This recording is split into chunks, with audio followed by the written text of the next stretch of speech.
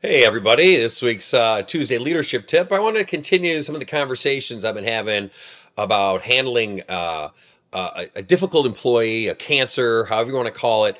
And I want to make clear that you want to be sure you tried everything before just terminating the relationship. And I'll share a couple stories along those lines. So one time I had this sales manager, and he's talking to me about one of the salespeople on his team that just was not a team player, was pushing back on everything he was trying to accomplish, and was just really frustrated. And I had known this salesperson for quite some time. I'd worked with this dealership for probably nearly a decade, and so I said, let's bring him in. Let's talk to him. And so we did. And the salesperson sits down, and I'll call him Bob. So I just said, Bob, I hear you're not being much of a team player. What's going on? And I cut right to the chase. Like I said, I knew the guy pretty well, and he was a little startled, but then he's like, all right, you want to know? I'll tell you. And he said, first he turned to the manager. He's like, I used to tell you good evening, or I'd say goodbye every time I'd go home, and I haven't been doing that lately. And the manager's looking. He's like, well, now that you mention it, yeah, you've been kind of distant.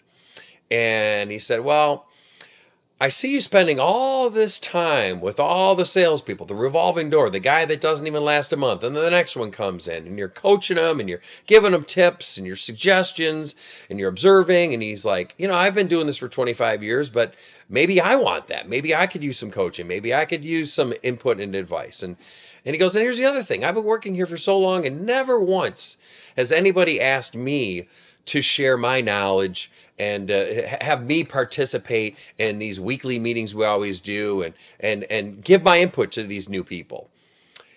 And the manager is just sitting there, and he's just like, he had no idea that this salesperson was harboring these feelings.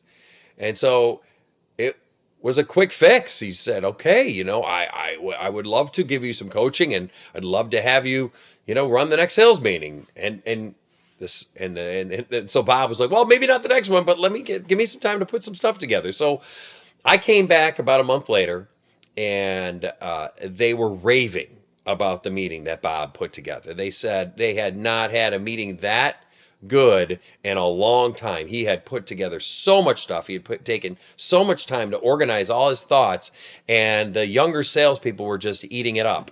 And they had given him some coaching, and he was all ears to, trying to make himself stronger, even after all the years he'd been doing sales. And then another example was another sales situation, and this one's kind of funny, where sales manager, similar frustrations, similar aggravations, and he's sharing all this stuff with me. And as he was about this one particular salesperson, in walks a different salesperson. And it's on a Monday, and they're like, hey, how was your weekend? Oh, it was great. What'd you do? And they're having this love fest back and forth, high-fiving. And he leaves. And I turned to the sales manager, and I said to him, all right, here's your challenge. I want you to have that kind of relationship with this salesperson who's a total thorn in your side. And the sales manager looked at me like I was crazy. And I said to him, what do you got to lose? You're about ready to let him go. You've tried everything else. And I said, here's the problem. When you have low respect for somebody, they know. They know that you don't respect them. And it's almost human nature to then disrespect you back, to push back and do the same, even when they're guilty. So I said, give it a shot. And again, I come in a month later, and before I walked into his office, he was already shaking his head like, you're not going to believe this. The guy did a complete 180. Because that manager spent some time with him, showed him that he was trying to help him succeed. Those one-on-one conversations, the one-on-one coaching, he had a breakthrough with him. So my Tuesday tip this week is to think about, is there an opportunity there? Have you dug deep? Have you found out what's going on in their life? Do you know what's bothering this person? Are you sure of it?